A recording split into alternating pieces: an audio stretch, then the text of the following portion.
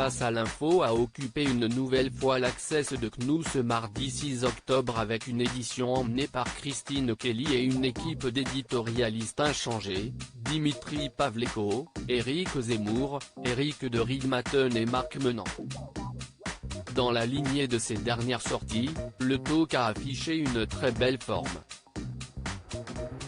Éric Zemmour y croit pour Pierre de Villiers. La popularité du général de Villiers a ouvert les débats concernant la course à l'Élysée. Pour Éric Zemmour, le militaire a de réelles qualités pour s'opposer aux favoris, il cherche sans cesse la paix, le consensus, l'équilibre. C'est pas vraiment un Bonaparte, c'est plus un Dalai Lama. Ce n'est pas un homme à poigne mais plutôt un manager. Éric de Riedmaten a osé un parallèle avec son frère Philippe de Villiers tandis que Dimitri Pavlenko a relevé une forte hausse de la défiance et la recherche de ce consensus peut donc expliquer que Pierre de Villiers représente une réelle hypothèse quant aux prochaines présidentielles. L'eau fait couler beaucoup d'encre sur le chapitre économique. Éric de Riedmaten a relevé les fortes disparités de prix sur l'accès à l'eau potable.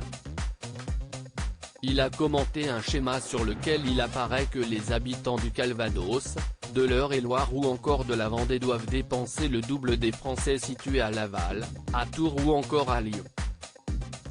Néanmoins, la moyenne en France est inférieure à des pays comme l'Allemagne, les Pays-Bas ou encore le Danemark. En fin d'émission, Christine Kelly a coupé Éric Zemmour en plein débat. La journaliste a tenu à corriger l'éditorialiste au sujet des propos qu'il a tenus sur Alice Coffin.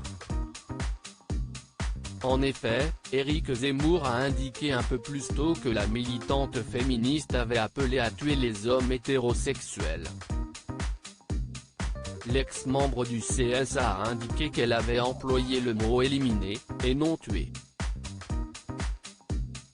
C'est pas pareil, s'est agacée Christine Kelly avant de lui laisser reprendre la parole.